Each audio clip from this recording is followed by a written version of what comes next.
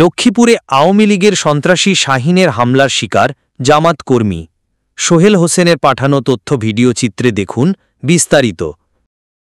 লক্ষ্মীপুরে পূর্বের শত্রুতার জের ধরে জামাতের কর্মীর খোরশেদ হামলার শিকার আওয়ামী লীগের সন্ত্রাসী শাহিন বাহিনীর হাতে সোমবার রাত 8:30টার সময় ১৯ নং তেওয়ারিগঞ্জ ইউনিয়নে ৮ নং ওয়ার্ডের চরমনশা খোরশেদ আলমের মুদি দোকানে সন্ত্রাসী শাহিন এই ঘটনা ঘটায়।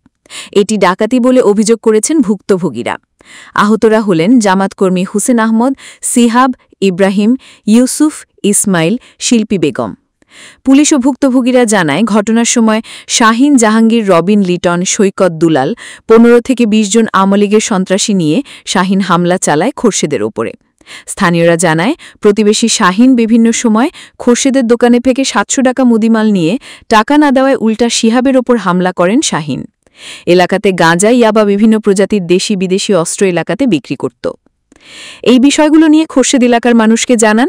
এর জের ধরেই শাহিন লিটন নোয়াখালী থেকে ভাড়াটিয়া সন্ত্রাসী এনে খোরশেদ পরিবারের ওপর হামলা চালায়। স্থানীয় জামাত বিএনপির কর্মীরা বলেন, শাহিন, জাহাঙ্গীর, রবিন, দুলাল, লিটন, সৈকত পরিকল্পিতভাবে খোরশেদের ও তার পরিবারের উপর হামলা চালিয়েছে। মুদি দোকানের কাশবাক্স থেকে ১ লক্ষ টাকা নিয়ে গেছে শাহিন। আমরা সুষ্ঠু বিচার চাই। অভিযোগকারী শাহিন ও জাহাঙ্গীরের সাথে যোগাযোগ করলে তিনি সংবাদকর্মীদেরকে কোনো বক্তব্য দিতে রাজি হননি। লক্ষ্মীপুর থানার ভারপ্রাপ্ত কর্মকর্তা আব্দুল মুন্নাফ বলেন, জামাতের কর্মী খোরশেদের ও তার পরিবারের ওপর হামলা হয়েছে। এ বিষয়ে লিখিত অভিযোগ পেয়েছি, তদন্ত করে আইনগত ব্যবস্থা নেওয়া হবে।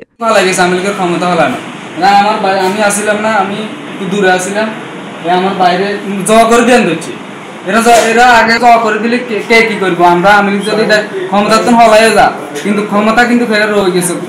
এরার গুন্ডা ফান্ডা লই আনি এভাবে লিটন, সৈকত, এরপরে জাহাঙ্গীর, এরা আপনারা দেখেন তাণ্ডব চালাইছে। এখন আমরা তো এরা আসলে এরা আমাদেরকে হামলা করছে। আমাদের অবস্থা বেশি ভালো না, আমাদের টাকা টুকো লেগেছে। আমাদের লোকেরা ওইখানে সব ইয়েতে আছে, শিল্পী বেগম, খোরশেদ আলম, হুসেন আহমদ, ইব্রাহিম, এই আমাদের টাকা টুকা যা আছে, মোবাইল টোবাইল যা আছে সব রয়েছে। টাকা 1 লাখ লই গেছে। আছে তোকে ফ্রি আছে, তোকে কোন নেতা আছে, একবার চাই আমরা চাইয়ের এইভাবে বলে হুমকি দুমকি দে। আজকে সন্ধ্যের সময় সামান্য একটা ব্যাপার নিয়ে, একটা রশি নিয়ে কথা বাড়াবাড়ি এসে মানে তর্ক বিতর্ক তর্ক দোকানে দিয়ে চলে যায়। আর বাতি যদি নাই বাড়ি দিয়ে চলে গেছে, আর বাতি যে দোকানে দিয়ে গেছে। শাহিন কিন্তু ছটকি সাগু দোকান করে, ওইখান থেকে সে অনেক গুন্ডা বাহিনী নিয়েছে আওয়ামী লীগের নিয়ে আমার বাতি দিনের দোকান থেকে বাইক করি। আমাদের ১৯ নং তেওয়ারিগঞ্জ ইউনিয়নে বাড়ি। আমাদের রোড গাড়ির খুবই সমস্যা, রোড নাই, ঘাট নাই, কোনায় পাই আমি সিএনজি, কোনায় পাই আমি গাড়ি, এখন কিছুই নাই। নূর মিয়াকে অবগত করছে? হ্যাঁ, নূর মিয়ারে জানাইছি। নূর মিয়া কি বলছে? নূর মিয়া বলছে যে তোমরা হাসপাতালে ভর্তি হও, ভর্তি হওয়ার পরে আমি কি করণ লাগে সেটা আমি সব পরে বুঝছি। করে দিলে আমরা বাঁচাইবো কে?